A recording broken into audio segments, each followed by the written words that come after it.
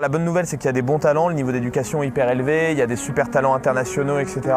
Mais qui viennent avec certains challenges du coup.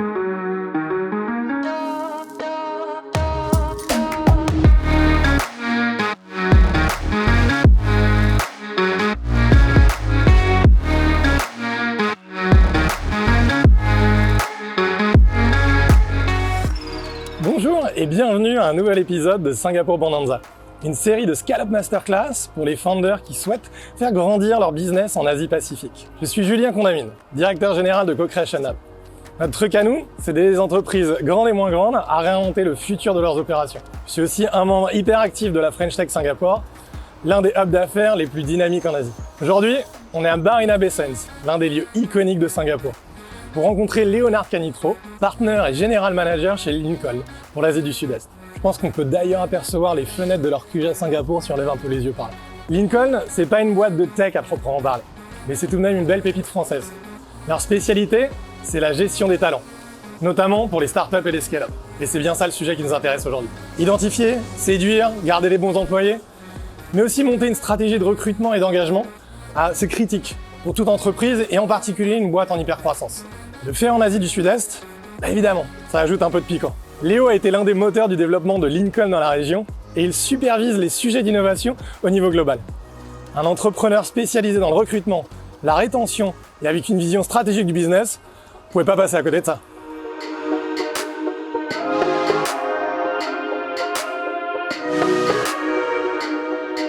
Salut Léo. Salut Julien, ça va? Ça va et toi? Ouais, très bien. Ouais.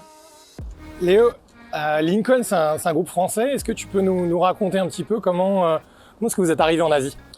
Voilà, on est arrivé en Asie en 2012 avec un premier bureau qu'on a ouvert à Shanghai. Et ensuite, en 2015, on a décidé d'accélérer la croissance vraiment et de mettre un gros focus sur l'Asie. C'est à ce moment-là qu'on a ouvert un bureau à Singapour en 2015. Et puis ensuite, on a rouvert un troisième bureau à Hong Kong en 2017. Et donc, vous couvrez toute la région Asie du Sud-Est depuis Singapour, du coup, c'est ça? Ouais, c'est ça. Singapour, c'est notre bureau pour l'Asie du Sud-Est. Donc, je dirais que la moitié des missions sur lesquelles on intervient sont à Singapour. Et la seconde moitié est vraiment répartie sur les différents pays, donc Thaïlande, Malaisie, Indonésie, etc. Et généralement, en fait, les candidats avec lesquels on intervient sur les pays sont internationaux et apprécient en fait être en interaction avec des cabinets de Singapour. D'accord. Et pourquoi Singapour spécifiquement plutôt qu'à n'importe quel autre pays dans la région du coup? Alors Singapour parce que déjà la facilité, les infrastructures, etc. C'est vraiment un super hub pour pouvoir rayonner sur toute la région. Et puis toutes les facilités en termes de business et aussi pour y ouvrir un bureau, commencer à travailler, etc. Et nous qui sommes un cabinet vraiment international, il y a beaucoup de talents internationaux, donc c'est vrai que ça n'a jamais été vraiment une question en fait. Ça s'est fait très naturellement. Alors, en 2018, vous êtes rapproché d'une boîte singapourienne, c'est ça? Tu peux nous en parler un petit peu? Ouais, exactement. En 2018, en fait, on voulait vraiment accélérer notre croissance sur l'Asie, à Singapour, mais aussi en Chine.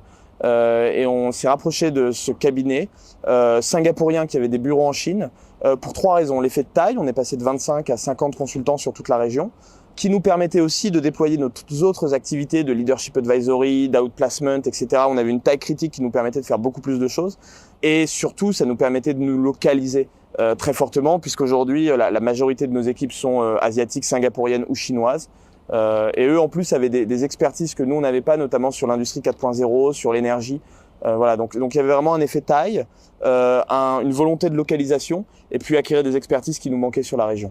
Quand on regarde sur le site web de Lincoln, on voit que c'est une boîte de talent advisory. Ça veut dire quoi exactement ouais. Ça? Alors nous, en fait, notre mission, c'est vraiment d'accompagner les talents tout au long de leur parcours professionnel et dans les différents moments de leur vie professionnelle. Donc c'est des gens avec lesquels on va développer vraiment une très forte connaissance et presque une intimité, en tout cas sur la partie professionnelle, de manière à très bien les connaître et de manière à savoir exactement auprès de qui les présenter lorsqu'ils vont être en recherche d'un nouveau projet et lorsqu'ils vont devenir managers, qui leur présenter pour recruter dans leurs équipes. Donc c'est vraiment toute l'idée. Donc ça c'est la partie qu'on appelle d'executive search, de recrutement.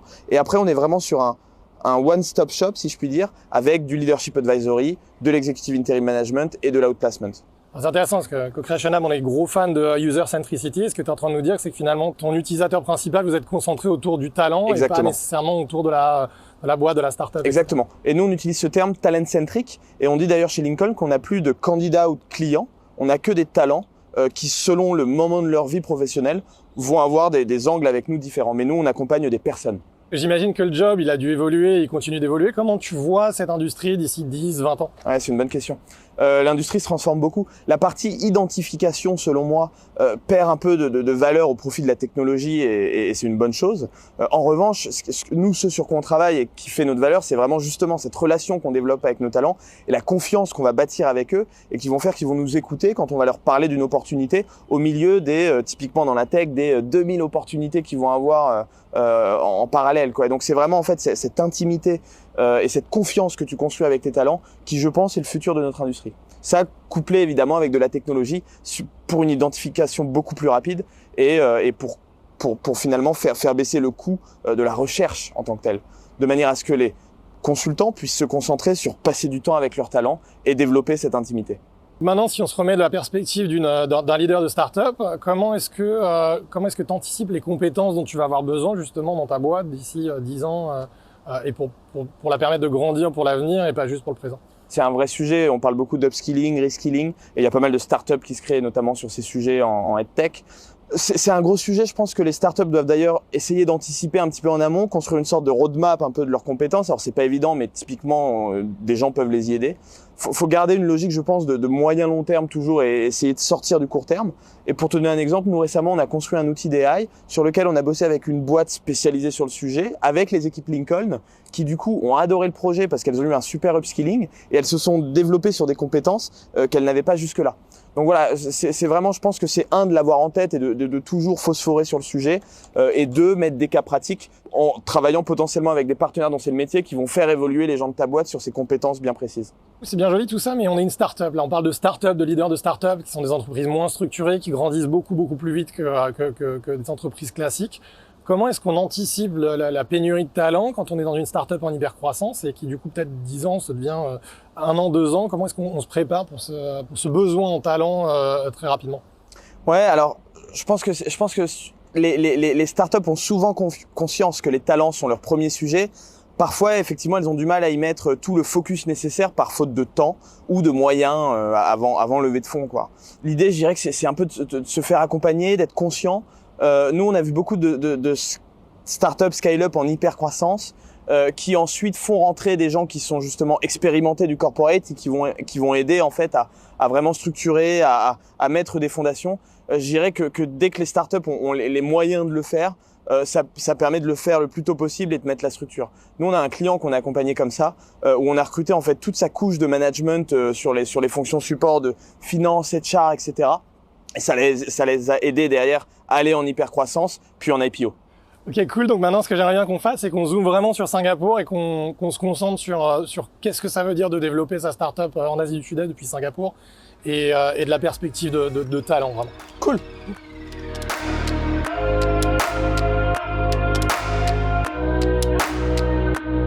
Ok, donc Léo, tu nous as expliqué pourquoi vous étiez installé à Singapour, mais d'après toi, pourquoi une startup qui vient en Asie, et en Asie du Sud-Est en particulier, devrait s'installer à Singapour? Pourquoi pas au Vietnam ou en Indonésie, par exemple, qui sont des marchés beaucoup plus importants? Ouais, alors un petit peu les mêmes raisons pour l'infrastructure déjà, c'est-à-dire que tu peux vraiment rayonner sur la région, l'infrastructure aussi sur l'île qui aide quand même beaucoup au business. Et alors d'autant plus si tu es une startup tech où vraiment tout est mis en place ici pour que tu puisses réussir, pour que tu puisses essayer, échouer, réessayer, grandir. C'est vraiment une super plateforme pour attaquer la région, quoi. Donc facilité de faire du business et le côté central en fait par rapport aux autres pays qui sont autour. Exactement. Et par rapport à Hong Kong, est-ce que tu as un avis entre Hong Kong et Singapour? On parle souvent un peu du derby entre les deux. Ouais, alors Hong Kong, si tu es une fintech, ça peut avoir du sens, ou si tu veux attaquer le marché chinois. C'est vraiment pour moi les deux points, mais je dirais quand même plutôt Singapour. Et un peu plus éloigné du coup de l'Asie du Sud-Est aussi Alors de Hong Kong, tu es plus éloigné de l'Asie du Sud-Est. Après, c'est vrai que de Singapour, tu es aussi très loin de la Chine. Donc je pense que la Chine rentre pas mal dans la balance. Ok. Donc ça y est, je suis CEO de ma boîte, j'ai décidé qu'on s'installait ici.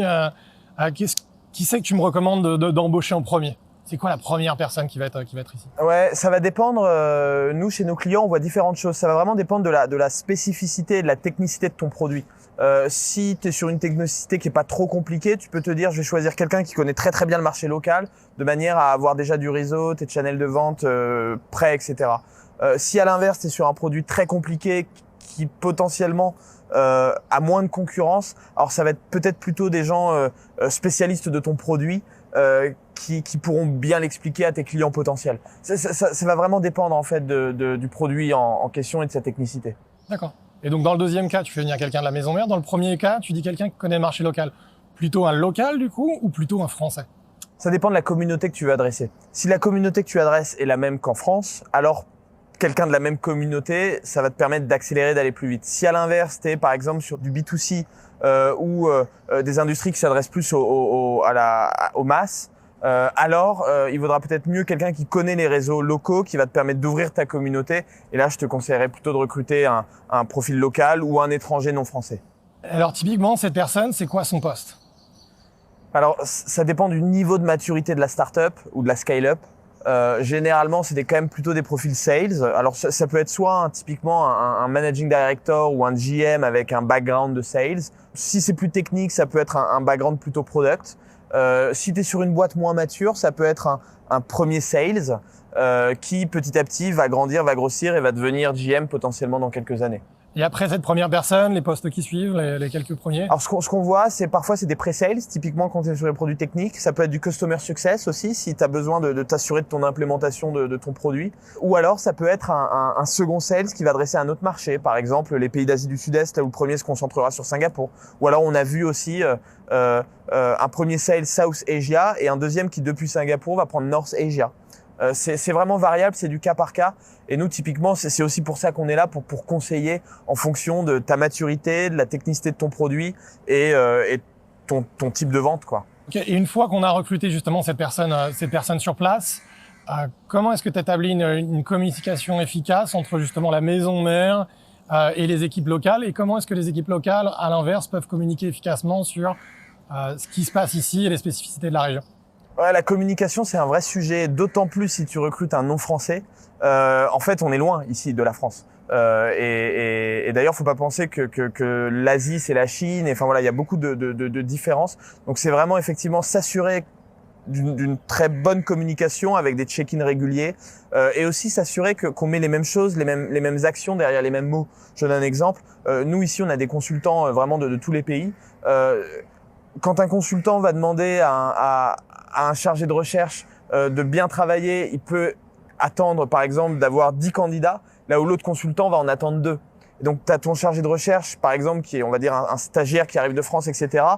Dans un cas, il va faire le même boulot, dans un cas, le consultant va être content, dans l'autre, le consultant va pas être content. Donc moi je dis toujours, et d'autant plus quand tu es loin du siège, c'est de t'assurer que tu mets les mêmes actions derrière les mêmes mots. Et ça t'évitera pas mal de gaps et pas mal d'incompréhension.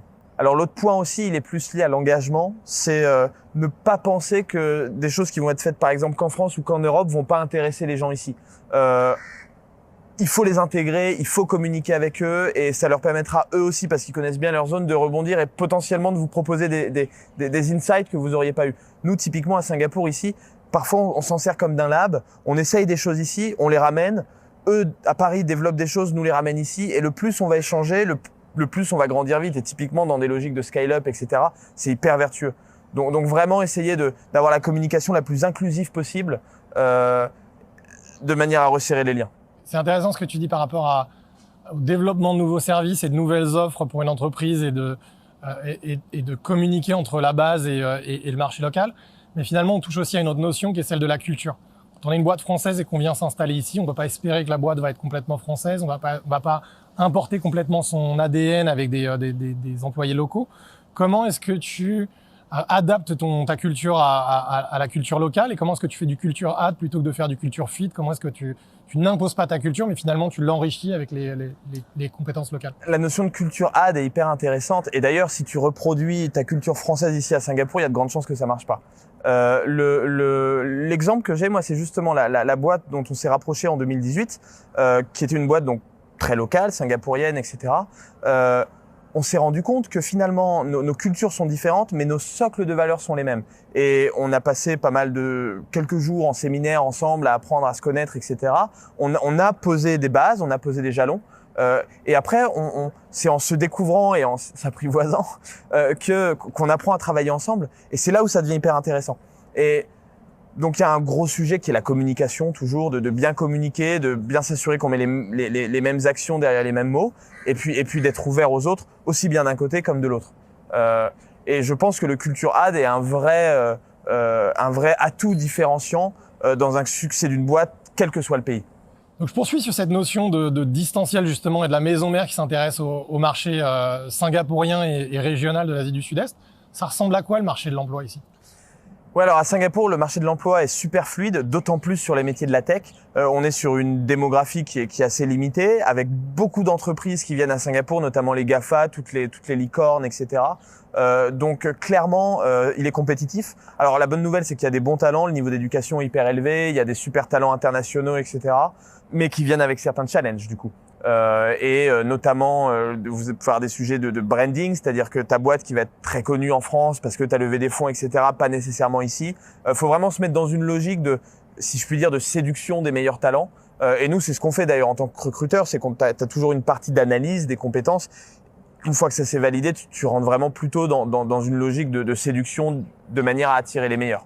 Justement là-dessus, est-ce qu'il y a des sujets d'actualité plus forts que d'autres? Est-ce qu'il y a des talents qui sont en forte demande et qui sont difficiles à trouver à Singapour?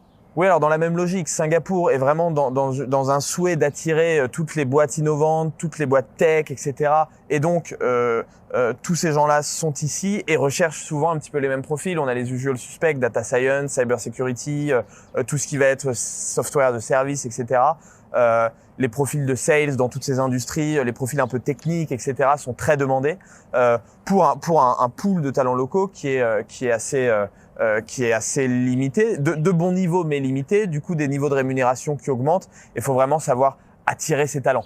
Il y a un autre sujet intéressant, ils ont mis en place un pass qui s'appelle Tech at SG. Vous pouvez voir ça sur le site de l'EDB notamment, et qui permet sur des talents tech souvent de très haut niveau de pouvoir avoir un visa hyper accéléré pour accélérer vos recrutements, vos opérations.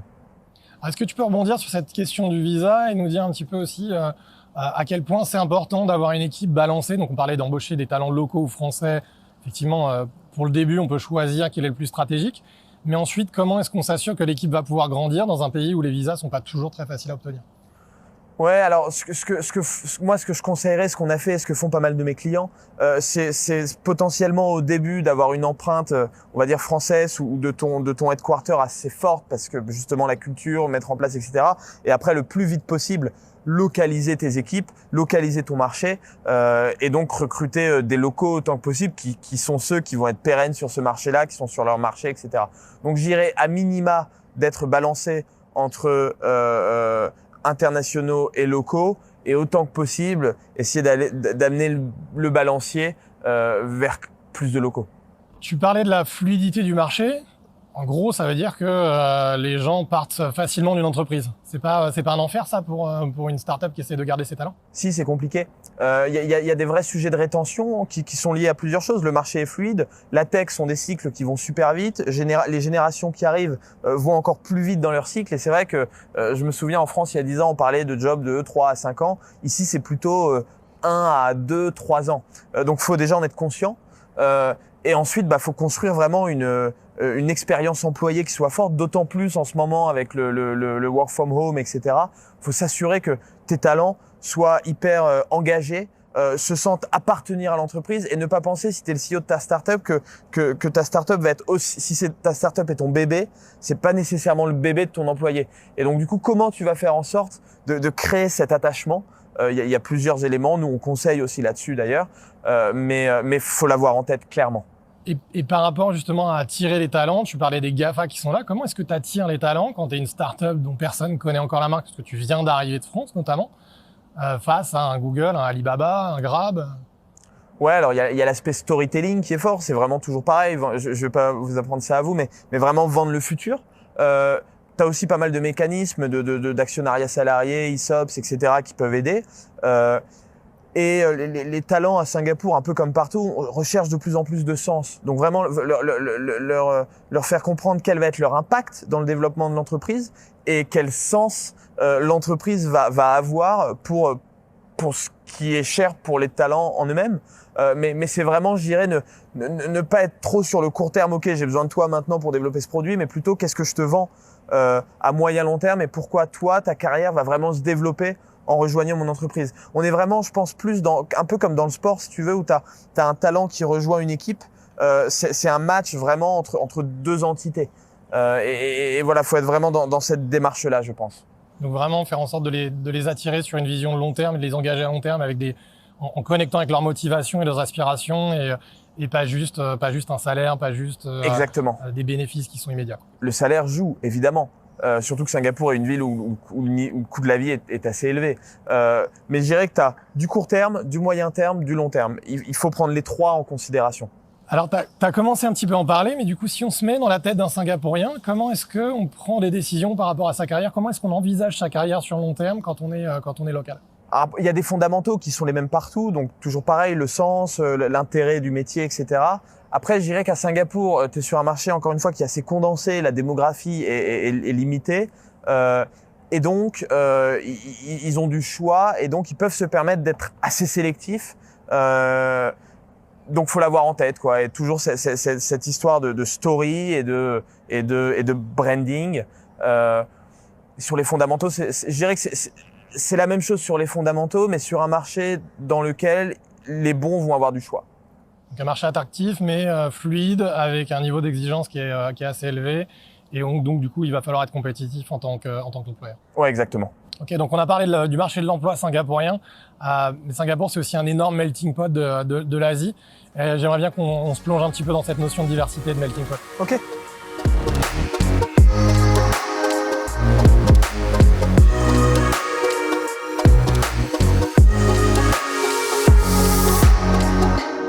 Et donc voilà, donc on parle de Singapour, c'est vraiment un berceau de la diversité, Singapour.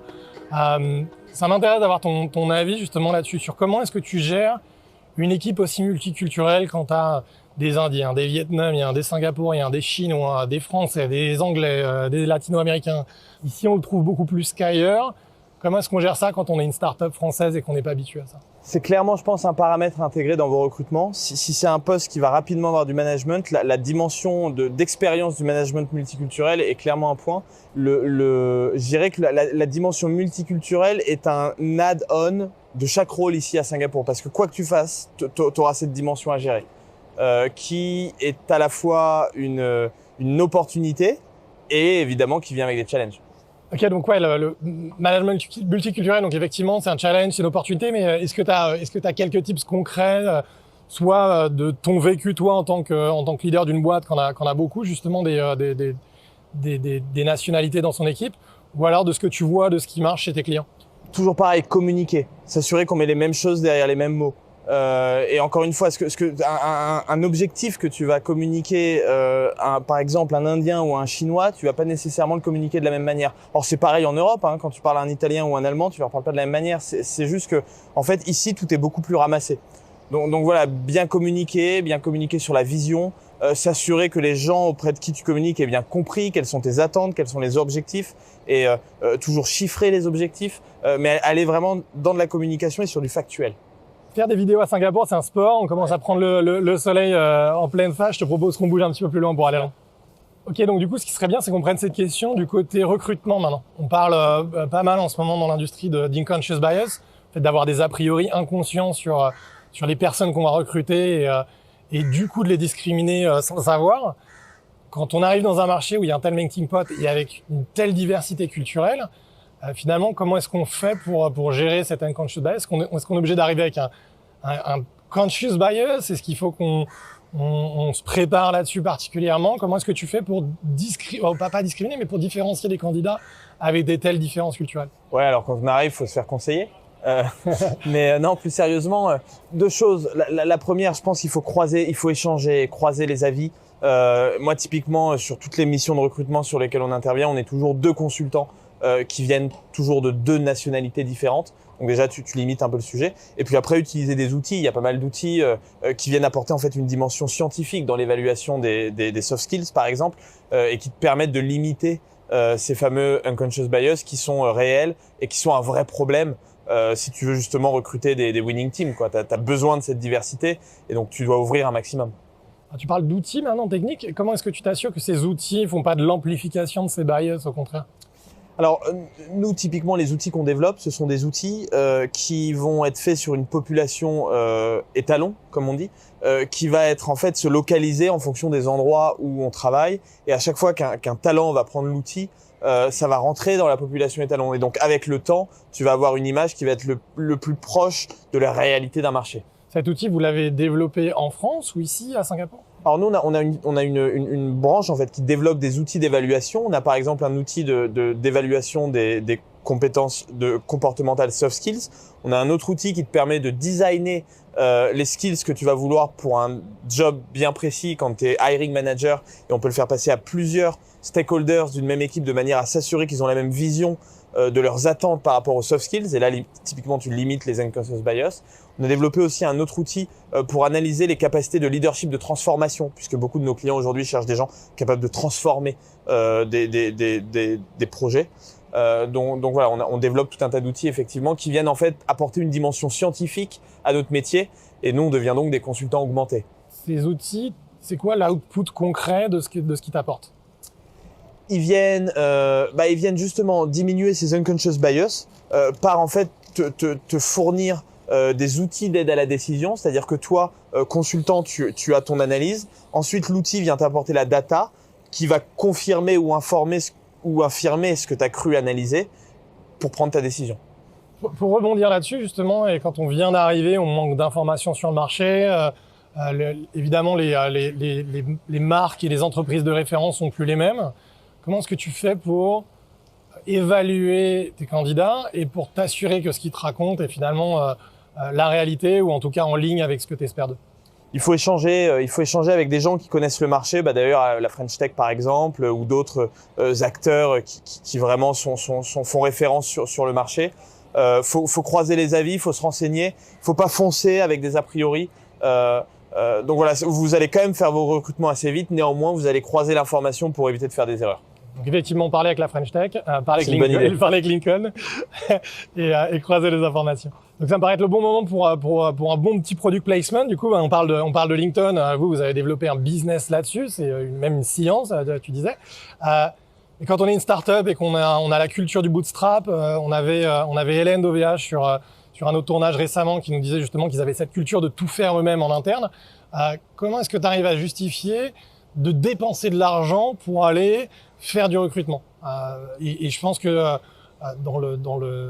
dans l'imaginaire collectif, finalement, faire passer des entretiens, réviser des CV, tout le monde est capable de le faire. Donc, quelle est la vraie plus-value d'une talent advisory firm quand tu veux construire ta stratégie de recrutement et d'engagement sur une région comme l'Asie du Sud-Est? Parce que tu veux attirer les meilleurs. Les meilleurs, ils sont hyper sollicités en permanence. Si tu veux, c'est pas en leur envoyant un message sur LinkedIn où ils répondront pas à une annonce. Et parfois, ils connaissent pas ta boîte. Nous, comme je le disais tout à l'heure, on connaît les meilleurs, on a leur confiance. Et parce qu'on les connaît, ils nous connaissent. Quand on va leur dire de venir te voir, ils vont venir te voir. Donc en fait, tu viens nous voir, oui, pour identifier les candidats et oui, pour analyser. Mais tu viens surtout nous voir parce qu'on a l'oreille des meilleurs. Et donc parce que tu veux te différencier de ta compétition, tu veux attirer les personnes qui vont te permettre de te différencier et pas ceux qui vont juste te play à une annonce. Donc te permettre de recruter plus vite et plus efficacement et surtout les meilleurs talents du marché et de le faire immédiatement pour pouvoir continuer à poursuivre ton hypercroissance. Exactement, t'aider à recruter les talents qui vont vraiment être game changer dans l'accélération de ta croissance. D'accord, mais tout ça, ça a un coût. Et de ce que j'en connais, c'est que c'est quand même assez cher comme service, non? Ouais, alors il y a de la croyance collective là-dessus. Hein. Et nous, Lincoln, on est hyper innovant, on développe pas mal d'outils, de nouveaux produits, etc. Et notamment pour certaines startups qui n'auraient pas encore levé beaucoup de fonds. Donc faut pas hésiter à venir nous parler, à échanger. Comme on disait tout à l'heure, on est talent-centric. Nous, on est hyper ouvert à échanger avec toute personne qui veut parler de talent. Et oui, ça a un prix. Néanmoins, il est souvent largement inférieur à ce que va te faire gagner le talent qui va te permettre de prendre ta boîte au next level. Léo, merci infiniment pour ton temps et pour avoir partagé tous les secrets d'une stratégie de recrutement et d'engagement des employés réussis en Asie du Sud-Est. J'espère que notre audience a appris 2-3 trucs aujourd'hui et surtout ce qu'ils n'ont pas appris, ils pourront toujours rentrer en contact avec toi, avec le réseau French Tech quand ils arrivent ici. Donc voilà. J'espère qu'on se voit bientôt. Carrément. Merci à toi, Julien. C'était cool. À bientôt. À très vite. Salut. Ciao, ciao. Merci d'avoir assisté à cette masterclass avec Léonard de Lincoln. J'espère que ça vous a plu. Et voilà les insights qu'il faut en retenir. D'abord, recruter un général. La première personne sur place va lancer le marché local. C'est votre général manager, non pas le général des armées. Il possède une connaissance technique suffisante de votre solution, et de préférence, il est super connecté. Il faudra donc soit un local, soit un vétéran du marché. Diversité et multiculturalité. Singapour est un melting pot de cultures asiatiques et occidentales. Managers devront donc savoir gérer la multiculturalité, être d'excellents communicants, capables de s'adapter à des audiences très diverses. C'est un marché compétitif et fluide. Singapour, les bons sont courtisés. Le turnover est donc naturellement plus élevé qu'ailleurs, et la nécessité de développer son employer branding est absolument critique. Investir pour éviter les fuites. La compétition est élevée pour les talents, et la rémunération n'est pas suffisante, surtout pour une start-up qui n'a pas forcément des moyens illimités, comme les géants de la tech. Alors, faut pas hésiter à se faire aider par un talent advisor qui connaît le marché, ses talents, ses codes. Et il sera par ailleurs nécessaire d'investir sur une expérience employée très forte, avec une vraie stratégie de rétention à court, moyen et à long terme. Localiser, même si naturellement l'équipe de départ sera un mix de Français et de locaux, il est recommandé d'investir au maximum sur des talents locaux pour pérenniser l'activité. C'est d'autant plus important à Singapour qui pousse pour du contrat local, et ça vous permettra donc d'être en bon terme avec l'administration. Voilà, c'est tout pour aujourd'hui. On espère vous voir très très vite à Singapour. D'ici là, likez, partagez avec vos potes entrepreneurs en particulier, et abonnez-vous à la chaîne. Allez, ciao!